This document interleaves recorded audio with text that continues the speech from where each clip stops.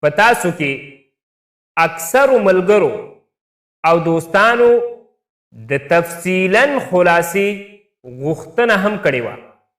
که چیرې تفصیلا خلاصه هم بیان کړی شي نو دا به ډیر مفید وي، لیکن دا خبره په یاد ساتئ چې دا یوازې د نحومیر کتاب تفصیلا خلاصه نه ده، بلکې دا مکمل نحو ده. که یو شخص دا په صحیح طریقې سره یاد کړي نو انشاء الله الرحمن په نحو کې به د ده مشکل په 100% کې 99% حل شي او د نحوي غلطیانو څخه به د الله په فضل او کرم سره محفوظ شي. نو راځئ درس شروع کوو. په تیرې ویډیو کې مونږ د نحومیر کتاب اجمالا خلاصه ذکر کړې وه. بیا د ډېرو ملګرو دا غوښتنه وه چې د نحومیر کتاب تفصیلا خلاصه دې هم وویلی شي، د دې په باره کې دې هم یو ویډیو او یو درس جوړ کړلی شي. نو د هغو ملګرو په غوښتنه نن به مونږ د الله په فضل او کرم سره د نحومیر کتاب تفصیلا خلاصه ذکر کو. خو دا خبره یاد ساتئ، تاسو ته ما مخکې هم ویلې چې دا یوازې د نحومیر کتاب تفصیلا خلاصه نه ده، بلکې دا مکمل نحو ده. که یو شخص دا په صحیح طریقې سره یاد کړي نو انشاء الله الرحمن د هغه شخص چې په نحوه کې کومه کمزوري ده د هغه به هغه کمزوري په نحوه کې ختمه شي. نو راځو درس شروع کوو. په تیر درس او ویډیو کې مونږه دا خبره کړې وه چې د نحومیر کتاب چې کوم اولنۍ حصه ده، اولنۍ جزء دی، په هغه کې 12 فصلونه ذکر دي.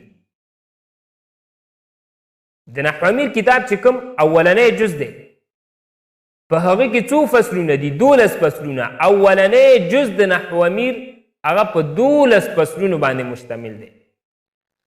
نو موږ به د دې هر یو فصل تفصیلا خلاصه ذکر کو. د نحومیر چې کوم اولنی فصل دی، په دې اولنی فصل د نحومیر کې 9 خبرې ذکر دي.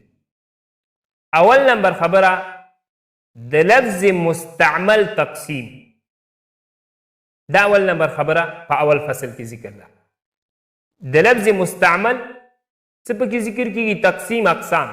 چې لفظ مستعمل دا په 2 قسمه دی، یو مفرد، دوهم مرکب. دوهم نمبر خبره په اول فصل کې د مفرد تعریف، چې مفرد څه ته ویلی کېږي. مفرد دا هغه یو لفظ دی چې په یوه معنا باندې دلالت کوي.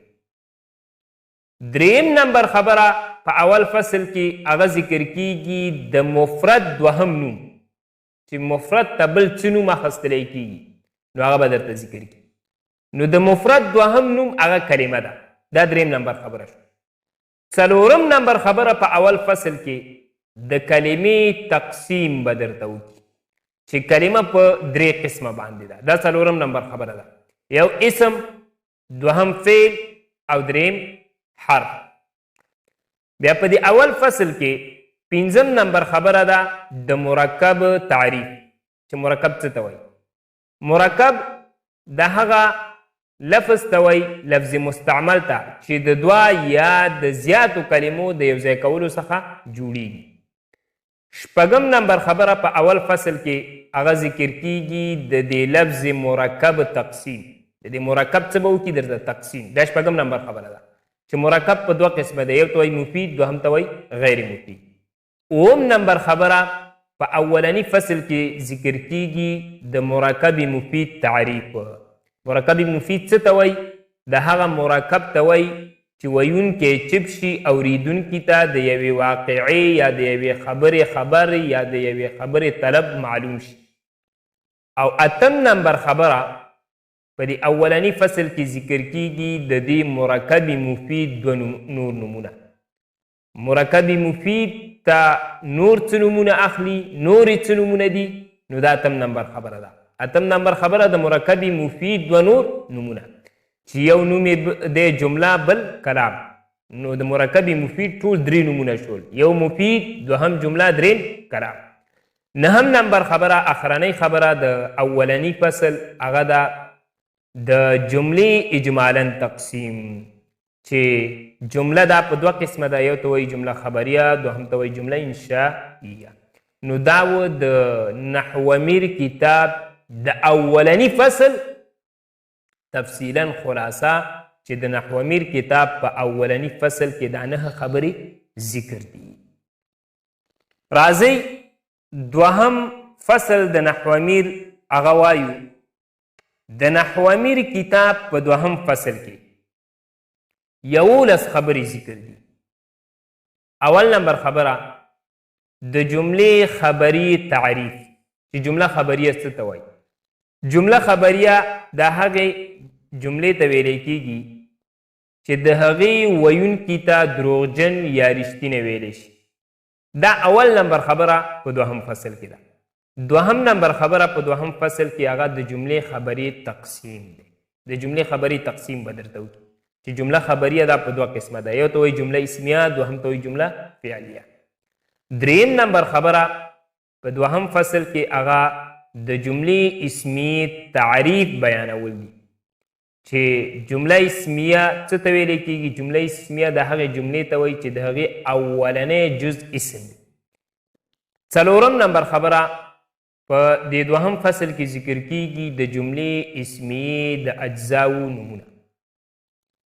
د جملې اسمیې چې کوم اولنی جز دی هغه ته څه نوم اخلي او کوم چې دوهم جز دی هغه ته څه نوم اخلي، نو دا درته ذکر کوي په دې دوهم فصل کې، او دا څلورم نمبر خبره ده په دوهم فصل کې. نو د جملې اسمیې چې کوم اولنی جز دی د هغه دوه نمونه دي، یو مسند الیه، دوهم مبتدا. دا مبتدا ترکیبي نوم دی. کله چې د جملې اسمیې ترکیب کولی شي نو په هغه وخت کې به د جملې اسمیې اولنی جز ته مبتدا ویلی شي. او دغه شان د جملې اسمیې چې کوم دوهم جز دی د هغه هم دوه نومونه دي، یو مسند، دوهم خبر. دا خبر ترکیبي نوم دی. نو دا و څلورم نمبر خبره په دوهم فصل کې. پنځم نمبر خبره په دوهم فصل کې ذکر کیږي د جملې فعلیه تعریف. جمله فعلیه د هغه جملې خبریه ته ویلی کیږي چې د هغې اولنی جز فعل. او شپږم نمبر خبره په دې دوهم فصل کې ذکر کیږي د جملې فعلیه د اجزاو نمونه. نو د جملې فعلیه د اولنی جز دپاره به هم دوه نمونه درته ذکر کی او د دوهم جز به هم څو نمونه ذکر کی؟ دوه نمونه. د جملې فعلیه چې کوم اولنی جز دی د هغه دوه نمونه دي، یو مسند، دوهم فعل. دا فعل ترکیبي نوم دی. کله چې د جملې فعلیه ترکیب کولی شي نو اولنی جز ته به په ترکیب کې فعل ویلی کیږي. او د دوهم جز هم دوه نمونه دي، یو مسند الیه، دوهم فاعل. دا فاعل ترکیبي نوم دی. نو دا د دوهم فصل شپږم نمبر خبره وه. اوم نمبر خبره په دوهم فصل کې ذکر کیږي د مسند تعریف. مسند څه ته وایي؟ چې د ده نسبت بل یو شي طرف ته شوی وي. او اتم نمبر خبره په دوهم فصل کې ذکر کیږي د مسند الیه تعریف. مسند الیه څه ته وایي؟ چې د ده طرف ته د یو شي نسبت شوی وي. دا اتم نمبر خبره وه په دوهم فصل کې. نهم نمبر خبره په دوهم فصل کې درته ذکر کیږي یوه فایده. یوه فایده به ذکر کیږي. هغه فایده دا ده چې اسم دا مسند او مسند الیه دواړه واقع کیږي. فعل دا صرف او صرف مسند واقع کیږي. حرف چې دی دا نه مسند واقع کیږي او نه مسند الیه. دا نهم نمبر خبره وه په دوهم فصل کې فایده. لسم نمبر خبره په دوهم فصل کې درته ذکر کیږي د جملې انشایي تعریف. جمله انشائیه څه ته ویلی کیږي؟ د هغې جملې ته ویلی کیږي چې د هغې ویونکي ته دروغجن یا رښتینی نشي ویلی. او 11 نمبر خبره اخرنۍ خبره په دوهم فصل کې هغه ذکر کیږي د جملې انشائیه تقسیم، چې جمله انشائیه دا په څو قسمه ده؟ 10 قسمه. امر، نهی، استفهام، تمنی، ترجی، عقود، ندا، عرض، قسم، تعجب. دا 10 قسمونه د جملې انشائي دي.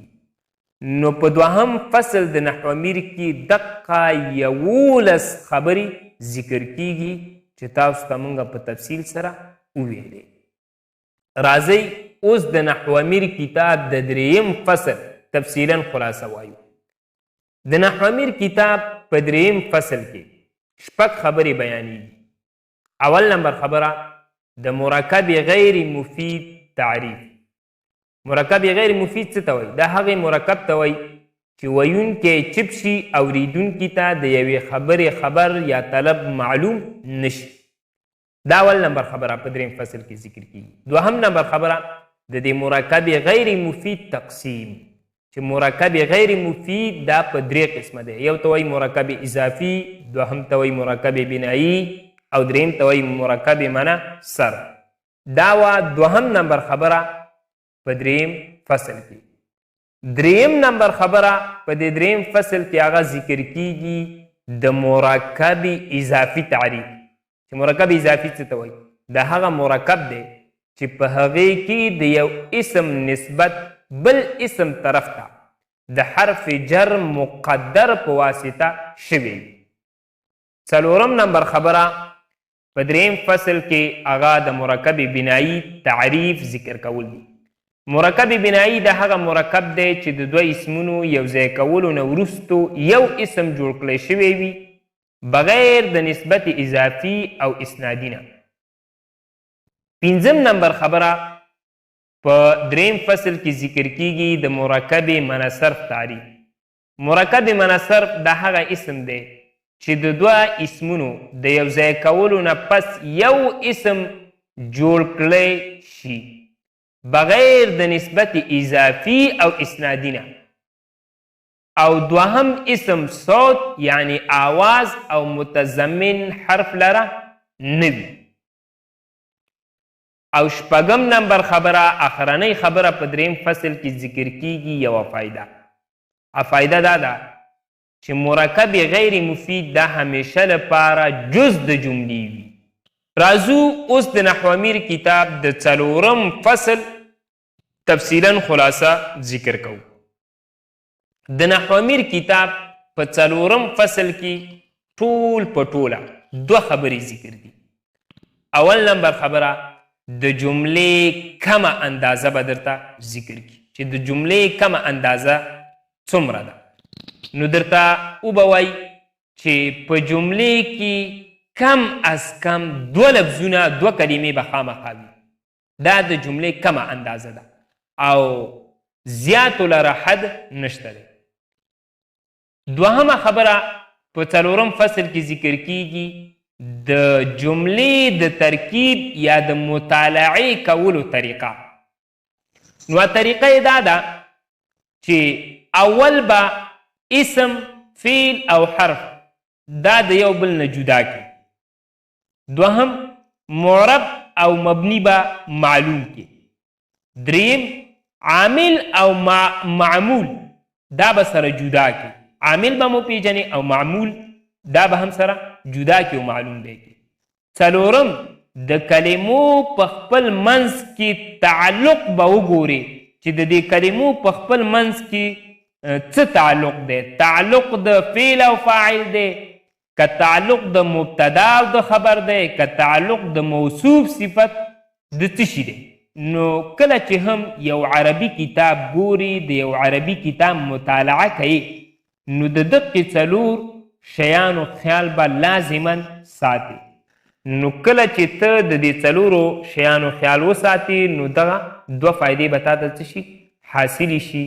یو چې بیا به ته مسند او مسندون الیه دا څه کې پیژنې به چې دا لفظ مسند دی او دا مسندون الیه. او دومه فایده به تا ته دا حاصله شي چې بیا به ته صحیح ترجمه کولی شي. نو دا فایده به تا ته څه شي حاصله شي. نو راځئ اوس د نحو امیر کتاب د 5م فصل تفصیلا خلاصه وایو او ذکر کوو. د نحو امیر کتاب په 5م فصل کې ټول په ټوله 3 خبرې ذکر دي. اول نمبر خبره د اسم 11 علامې به درته ذکر کی. اول نمبر علامه ده چې د یو لفظ په اول کې الف لام راغلی وي. دوهم په یو لفظ باندې حرف جر داخل شوی وي. علامې یا نښې دواړه یو شی دي. پښتو کې ورته نښې ویلی کېږي. نو چې موږ به اسم څه رقم معلومو یو لفظ به څه رقم موږ پیژنو چې دا اسم دی نو د هغې نښې درته ذکر کوي. دریم چې د یو لفظ په آخر کې 2 زرونه 2 زیرونه یا 2 پیشونه راغلي وو چې تنوین ورته ویلی کېږي. بل څلورم چې یو لفظ مسند الیه وي. بل چې یو لفظ مضاف وي. بل چې یو لفظ مصغر وي یا یو لفظ منصوب وي یا یو لفظ تثنیه وي یا یو لفظ جمع وي یا یو لفظ موصوف وي یا د یو لفظ په آخر کې تا متحرکه وي. په دغې 11 نښو او 11 علامو کې چې یوه نښه هم په یو لفظ کې راغلې وه بس هغه څه شی دی اسم دی. دا اول نمبر خبره په 5م فصل کې. په 5م فصل کې 2م نمبر خبره درته ذکر کوي د فعل اته علامې چې د فعل اته علامې دي او نښې دي. اول نمبر نښه چې په اول کې د لفظ په اول کې قد راغلی وي. دوهم چې په اول د لفظ کې سین راغلی وي. دریم د لفظ په اول کې سوف راغلی وي. څلورم د لفظ په شروع کې د حروف جازمه څخه کم حرف راغلی وي کم حرف جزم راغلی وي. او 5م د یو لفظ په آخر کې مرفوع متصل ضمیر وي. 6م تا ساکنه وي. 9م یو لفظ امر وي. 8م یو لفظ چې دی هغه نهی وي. نو دغه اته علامې او نښې دا د فعل دي. دا و 2م نمبر خبره په 5م فصل کې. 3م نمبر خبره په 5م فصل کې درته ذکر کوي د حرف یوه علامه چې د حرف یوه علامه ده. هغه دا ده چې په یو لفظ کې هیڅ یوه علامه د اسم او د فعل نه وه نو هغه لفظ به څه وي حرف وي. چې یو لفظ و په هغه کې نه د اسم د علامونه یوه علامه راغلی وه او نه د فعل د علامونه کومه علامه راغلی وه نو هغه لفظ ته به څه وایو حرف وایو. نو دا و د نحو امیر کتاب د 5م فصل تفصیلا خلاصه چې د نحو امیر کتاب په 5م فصل کې دا 3 خبرې ذکر دي. د اسم 11 علامې د فعل 8 علامې او د حرف یوه علامه. اوس راځو د نحو امیر د کتاب د 6م فصل خلاصه وایو. نو د نحو امیر د کتاب په 6م فصل کې ټول په ټوله 3 خبرې بیانېږي. اول نمبر خبره د کلمې تقسیم به درته وکړي په اعتبار د اعراب او بنا سره. دا اول نمبر خبره ده چې کلمه په اعتبار د اعراب او د بنا سره په 2 قسمه ده. یو ته وایي معرب دوهم ته وایي مبني. دا اول نمبر خبره. 2م نمبر خبره د معرب حکم به درته ذکر کی په ځای د تعریف. هغه حکم چې علامه صاحب په ځای د تعریف درته ذکر کړی هغه دا دی چې معرب هغه کلمه ده چې د هغې آخر د مختلفو عواملو د وجې نه بدلیږي را بدلیږي. خو د معرب خپل تعریف دا دی چې معرب هغه کلمه ده چې په ترکیب کې د خپل عامل سره واقع وي او د مبني الاصل سره مشابه نه وي. نو دا وه دوهم نمبر خبره په شپږم فصل کې. دریم نمبر خبره چې اخرنۍ خبره ده په دې شپږم فصل کې چې ذکر ده هغه ده د مبني حکم په ځای د تعریف. دا دریم نمبر خبره په دې شپږم فصل کې ذکر کیږي چې د مبني حکم به درته ذکر کړي خو په ځای د څه شي تعریف. حکم دا دی چې په ځای د تعریف ذکر دی چې مبني هغه کلمه ده چې د هغې آخر د مختلفو عواملو د وجې نه نه بدلیږي را بدلیږي. خو دا حکم د مبني دی چې په ځای د تعریف صاحب د نحو امیر ذکر کړی دی. خو د مبني خپل تعریف دا دی چې مبني هغه کلمه ده چې په ترکیب کې د خپل عامل سره واقع نه وي یا د مبني الاصل سره مشابه وي او مشابهت لري.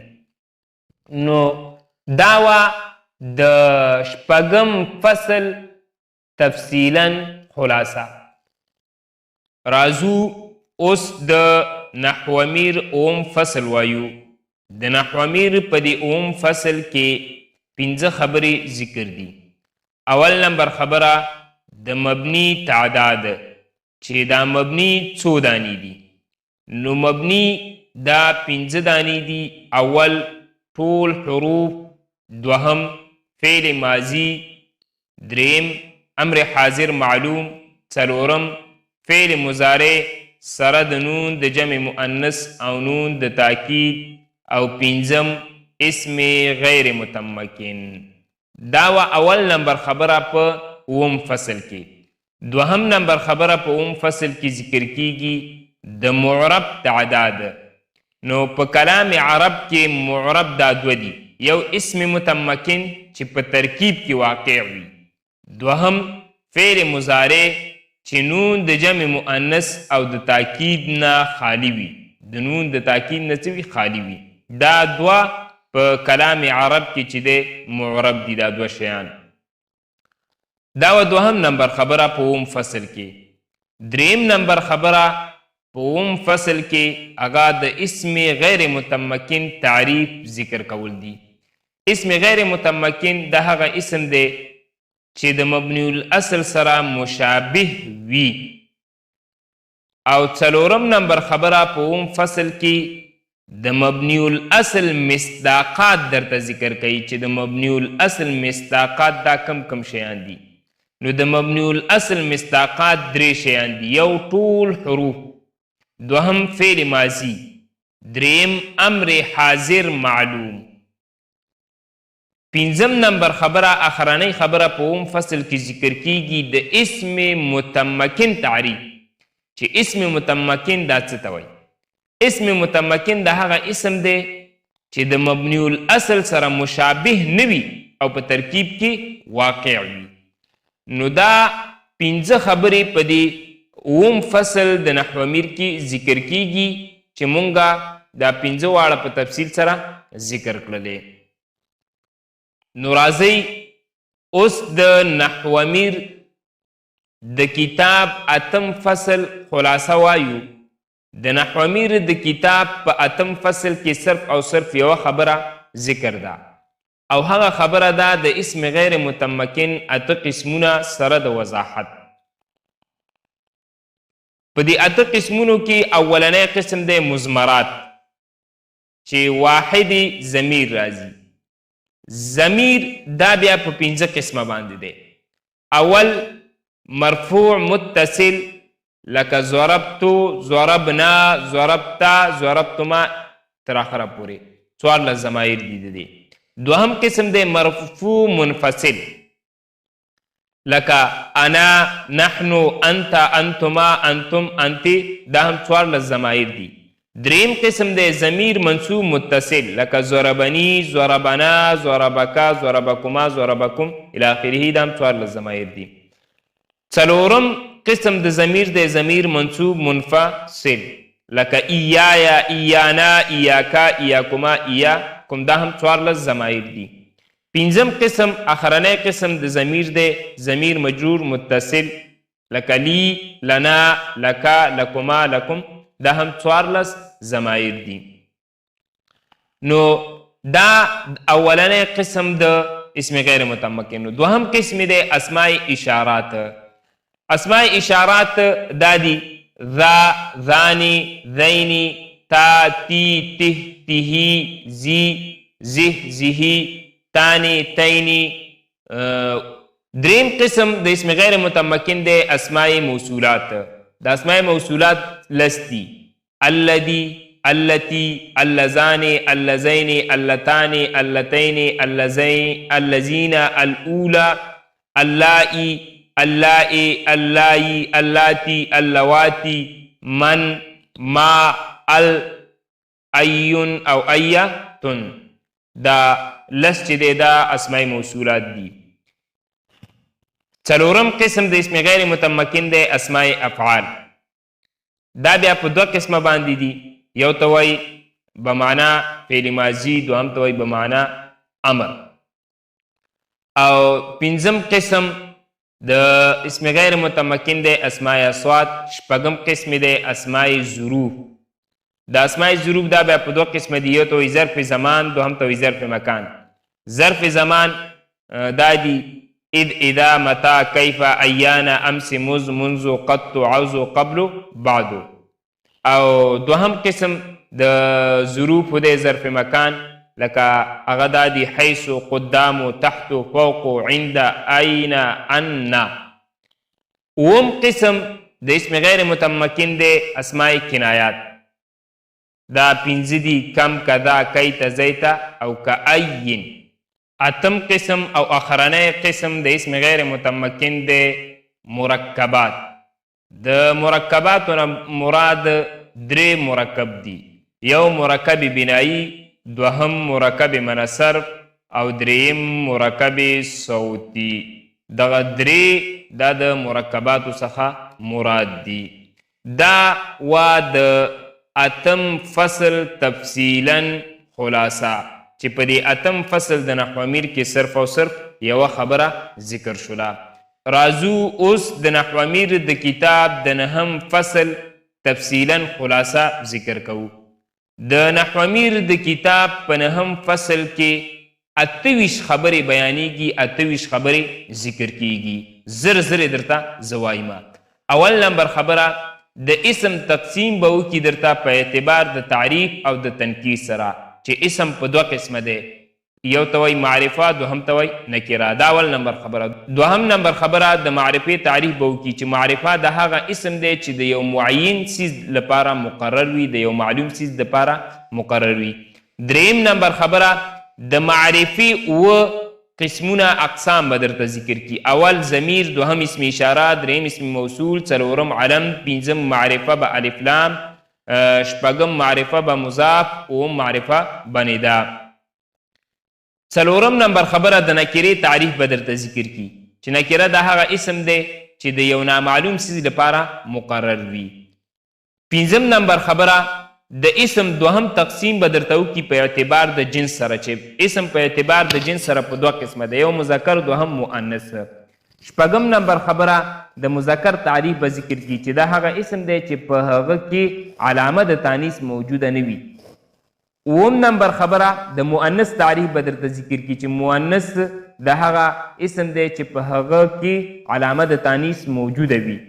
اتم نمبر خبره د مؤنث څلور علامې به ذکر کړي درته: یو تای لفظي، دوهم تا مقدره، دریم الف مقصوره، څلورم الف ممدوده.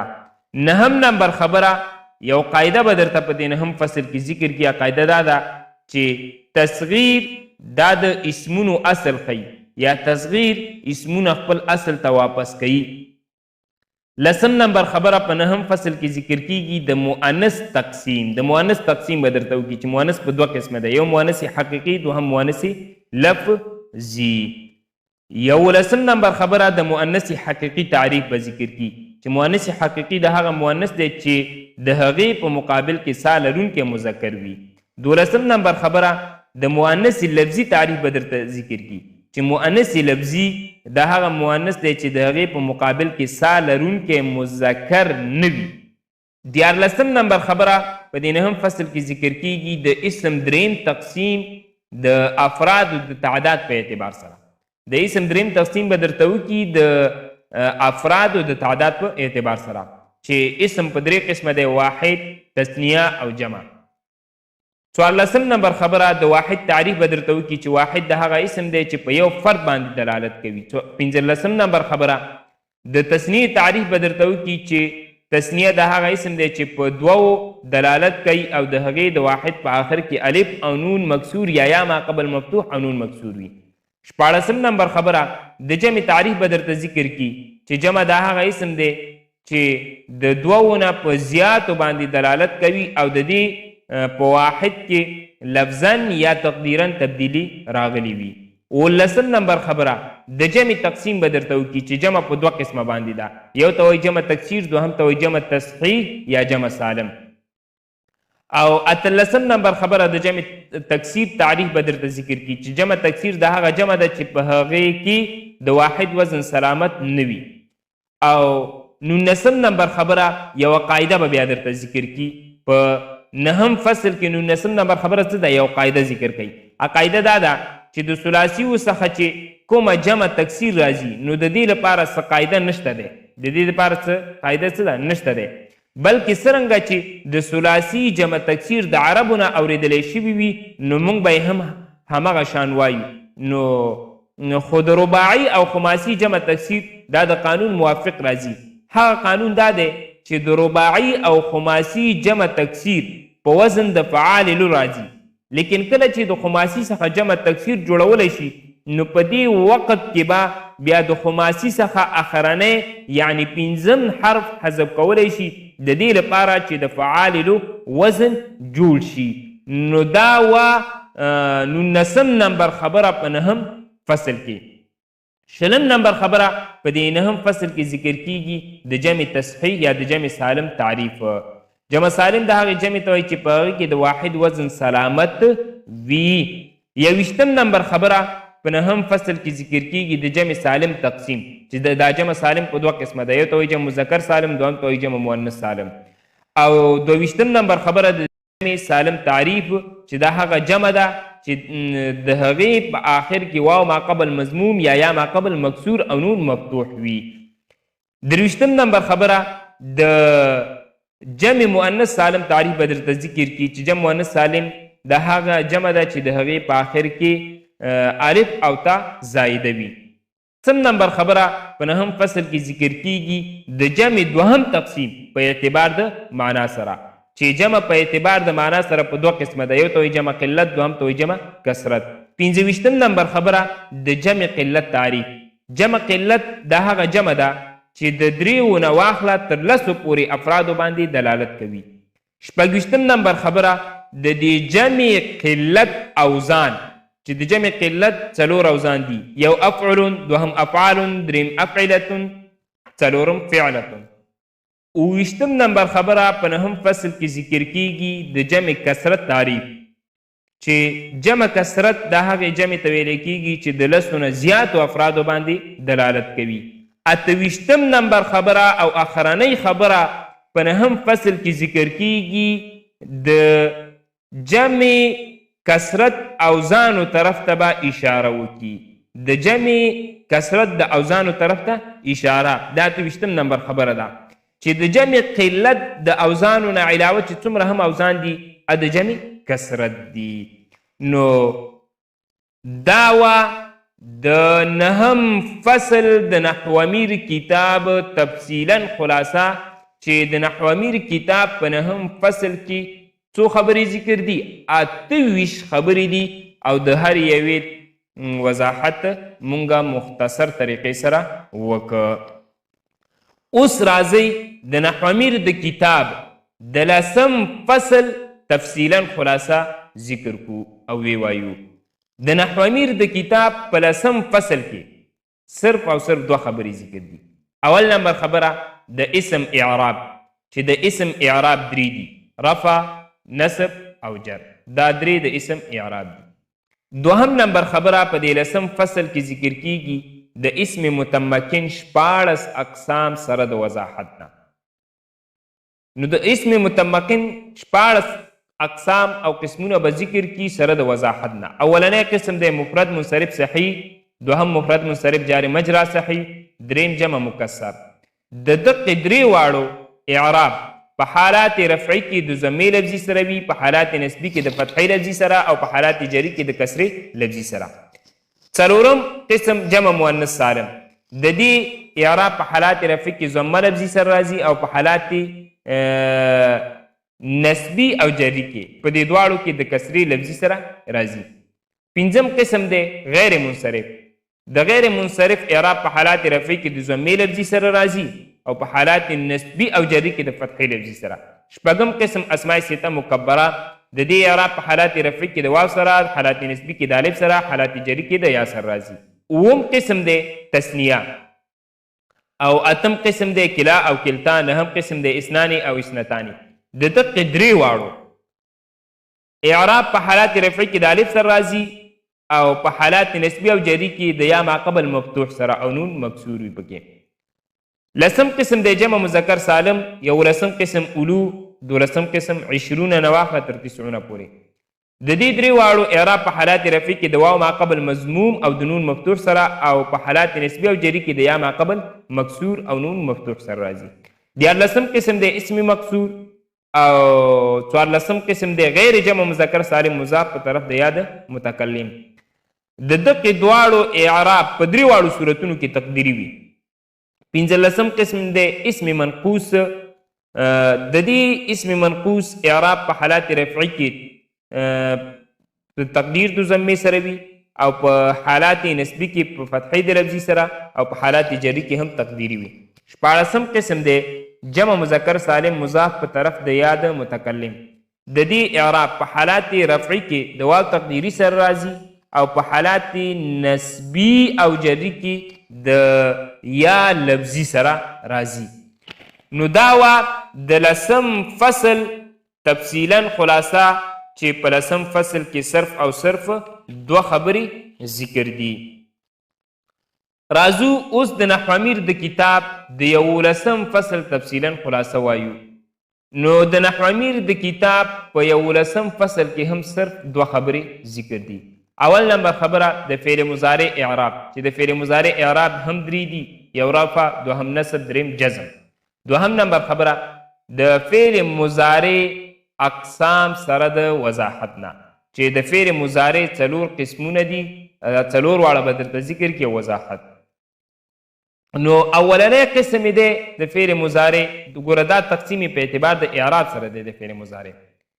اولنی قسم دی مضارع مفرد صحیح. فعل مضارع مفرد صحیح. یدین مراد د مضارع هغه 5 صیغې دي چې د نون اعرابي نه خالي وي او صحیح وي. صحیح وي، حرف علت پکې نه وي، او څه شی وي د نون اعرابي نه هم خالي وي، نون اعرابي پکې نه وي. د دې 5 صیغو حالات رفعي په ضمې لفظي سره راځي، حالات نسبي په فتحې لفظي سره، او حالات جزمي په سکون سره وي. دوهم قسم د فعل مضارع دی فعل مضارع مفرد ناقص الفي. یدینه مراد هغه 5 صیغې دي چې د نون اعرابي نه خو خالي وي، لیکن په لام کلمې کې الف راغلی وي. د دې 5 واړو حالات رفعي د ضمې تقدیري سره راځي، حالات نسبي هم په فتحي تقدیري سره، او حالات جزمي په حذف د حرف علت سره راځي. دریم قسم دی ناقص واوي یا یایی. یدینه مراد هم همغه 5 صیغې دي چې د نون اعرابي نه خالي وي، او په لام کلمې کې واو یا یا راغلی وي. یدې په لام کلمې کې څه راغلی وي؟ واو راغلی وي یا راغلی وي. یدې حالات رفعي د دې 5 واړو صیغو حالات رفعي د ضمې تقدیري سره راځي، حالات نسبي په فتحي لفظي سره، او حالات جزمي په حذف د حرف علت سره. څلورم قسم د فعل مضارع هغه فعل مضارع متصل بنون اعرابي. هغه فعل مضارع چې هغه سره نون اعرابي پیوست وي، راغلی وي، دغې په آخر کې نون اعرابي وي. دې نه مراد د مضارع هغه 9 صیغې دي چې د هغو په آخر کې نون اعرابي وي. د دې 9 واړو حالات رفعي د نون سره وي، حالات نسبي او جزمي په حذف د نون سره وي. نو دا وا د 11 فصل تفصیلا خلاصه، چې په 11 فصل کې 2 خبرې ذکر وي. راځو د 12 فصل د نحو امیر د اخرنی فصل د نحو امیر خلاصه ذکر کوو. نو د نحو امیر په 12 فصل کې هم 2 خبرې ذکر دي. اول نمبر خبره د عواملو اجمالا تقسیم به درته وکي. اجمالا خلاصه به درته ووایي چې عوامل یا عامل دا په 2 قسمه دی. یو ته وایي لفظي، دوهم ته وایي عامل معنوي. بیا د عامل لفظي دا په 3 قسمه دی. یو ته وایي حروف عامله، دوهم ته وایي افعال عامله، دریم ته وایي اسماء عامله. دا اول نمبر خبره. دوهم نمبر خبره په دې 12 فصل او اخرني فصل کې بیانېږي را روانو بابونو لپاره تمهید. دا دوهم نمبر خبره په دې 12 فصل کې بیانېږي چې را روانو بابونو لپاره به څه کې دي تمهید، چې د دغې عواملو تفصیل به په 3 بابونو کې ذکر شي او راشي انشاءالله. دا کوم عوامل چې دي مخکې صحیح شو، دا عامل لفظي او عامل معنوي، د 2 تفصیل او وضاحت چې دی هغه په را روانو 3 بابونو کې ذکر کیږي. نو داوا د نحو امیر کتاب د اولنی جز د اولنی حصې تفصیلا خلاصه چې مونږه تاسو ته د الله په فضل او کرم سره ذکر کړله. نو ان شاء الله الرحمن د نحو امیر د کتاب د باقی د 3 جزونو تفصیلا خلاصه به هم مونږ ذکر کوو. د هغې اراده مو هم شته چې هغه هم په همدې طریقې سره بیان کړو، خو د هغې باره کې هم تاسو نه مشوره غواړو چې آیا هغه ذکر کو په دې طریقې او که ذکر یې نه کو. که ستاسو رای او مشوره راغله نو انشاءالله الرحمن هغه به هم مونږ په همدې طریقې سره لکه څنګه چې د دې نحو امیر د کتاب د اولني جز د اولنۍ حصې چې 12 فصلونه او پکې د دې تفصیلا خلاصه مونږ تاسو ته ذکر کړل، همدغه طریقې باندې به بیا انشاءالله الرحمن هغه هم ذکر کوو. خو ستاسو نه دا ریکویسټ هم دی چې دغه درسونه دا تاسو د خپلو نورو ملګرو سره هم شیر کوئ، نورو ملګرو ته هم ورسوئ چې په هره طریقې باندې وي، خاص کر مدرسین و علماء کرامو ته چې هغوی کله هم نحو امیر پړاوی. اول د نحو امیر کتاب هغه اجمالا خلاصه په خپلو طلباء کرامو باندې یاده کی، بیا د هغې نه وروسته د نحو امیر د دې کتاب د هر یو جز تفصیلا خلاصه ورته ووایي او دا تفصیلا خلاصه دا هم په یاده کی. خو دا تفصیلا خلاصه چې کله په کال کې نحو امیر پړاوی په دې طریقې به وایي ورته چې اول به د نحو امیر د اولنی فصل تفصیلا خلاصه ووایي، دا به په یاده کی. بیا د هغې نه وروسته به د اولنی فصل ورته په کتاب کې ووایي، دا به خلاص کی. د دې نه وروستو به بیا د 2 فصل تفصیلا خلاصه ورته په بورډ باندې د نقشې په شکل او صورت کې جوړه کی او بیا چې دی هغه به په یاده کی. د هغې نه وروسته به بیا ورته 2 فصل په همدې طریقې باندې به بیا مخکې ځي. نو په دې طریقې باندې انشاءالله الرحمن طلباء کرام هم په ډېرې اسانۍ سره پوهیږي او د درس نه خوند اخلي. یو انسان چې په درس باندې کله پوه شي نو د هغې درس نه بیا هغه خوند اخلي، که هغه شاګرد وي او که استاد وي. دا بعضې د استاز او د شاګرد درس داسې چې د استاز په سر باندې هم بوجي چې درس وایي او د شاګرد په سر باندې هم بوجي. شاګرد وایي چې خدای به مې کله د دې نه خلاص کي، دا پیریډ به کله ختم شي، او استاز هم دا وایي چې خدای به دا کله اوس ختموي. نو د دواړو په سر باندې بوجي. د هغې اصل او مین وجه همدا وي چې په هغه درس باندې نه هلته شاګرد رسیږي. شاګرد چې ونه رسېده دلته د استاز ذهن کې هم خلل راځي، نو هغه درس ورکول بیا خوند نه ورکوي. استاز ته درس ورکول په صحیح معنو په صحیح طریقې سره هغه وخت کې خوند ورکوي چې کله د هغه شاګرد هغه ته چې کوم مخامخ شاګرد ناست دي هغه په صحیح طریقې سره پوهیږي، نو بیا هله استاز کې چې دی نوره انرژي هم پیدا کیږي او هغه ته بیا سبق ویل او شاګردانو ته سبق ورکول هغه ډیره مزه ورکوي او ډیر خوند ورکوي. نو بیا هم د ټولو ملګرو او دوستانو نه درخواست کوو چې ریکویسټ نه کوو چې دا زمونږ درسونه در سره شیر کوي، نورو ملګرو ته هم ورسوئ.